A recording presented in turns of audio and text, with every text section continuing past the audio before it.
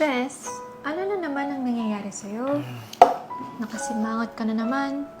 Lagi ka kasing patalon-talon sa pag-ibig.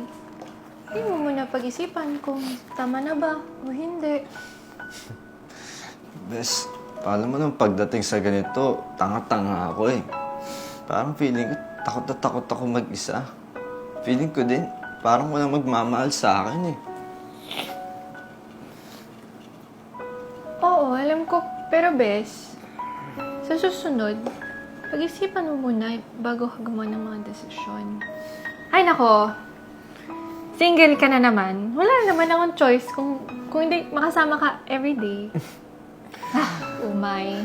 Ito naman, parang sawa-sawa ka na maging best friend ko. Kaya mo, tara, i-celebrate na lang natin tong paglaya ko ngayon. Loka? O, ito. Simulan mo ngayon. Doon na tayo. Sige na nga. Tara.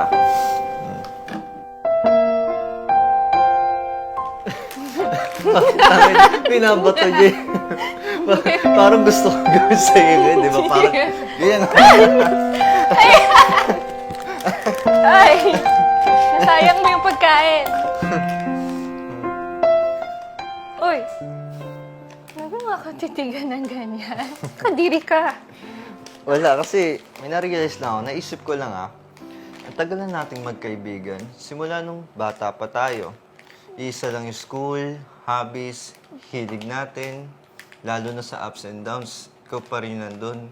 Tapos, yung nawala si mama, parang feeling ko mag-isa na lang ulit ako mabubuhay ulit. What if tayo talaga yung para sa isa't isa? What if kotongan kaya kita? Parang tanga. Bes, seryoso ako. Gusto kita. Gusto kita higit pa sa pagiging best friend ko sa'yo. Gusto kita mahalin at gusto kong makasiguradong hindi ka na mawawala sa buhay ko. Huwag ka magpapadala sa emosyon mo. Baka mamaya, natakot ka lang mag-isa. Hindi madala yung gusto mong pasukan. Mamaya, hindi mag-workout. Paano kung ano mangyayari sa atin? Isusugal mo yung friendship natin.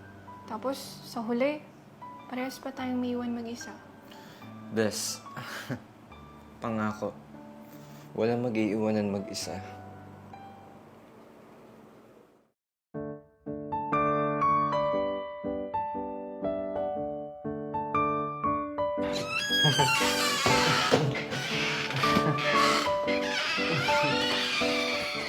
Grabe, babe.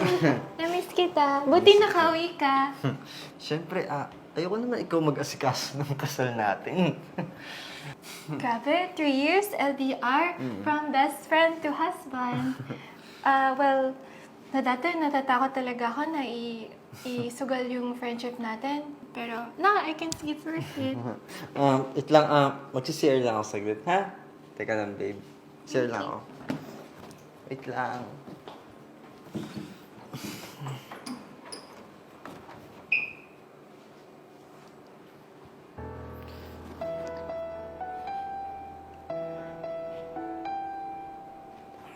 Babe. Babe, mag-i-explain ako. Anong i-explain mo? 3 taon ako naghintay sa'yo. Pero lulukuhin mo lang pala ako. Kailan mo sasabihin sa akin na may pamilya ka na sa ibang bansa? Babe, takot kasi ako mawala ka. Takot ako. Takot saan? Takot mag-isa? Mag-isa lang rin naman ako dito Nagloko ba ako? Dahil sa takot na meron ka, sinira mo lahat. Pati yung pagkakaibigan natin. Napaka-selfish ng mga desisyon mo sa buhay. Sana matutunan mong huwag gamitin ng ibang tao para harapin ang takot mo. Babe,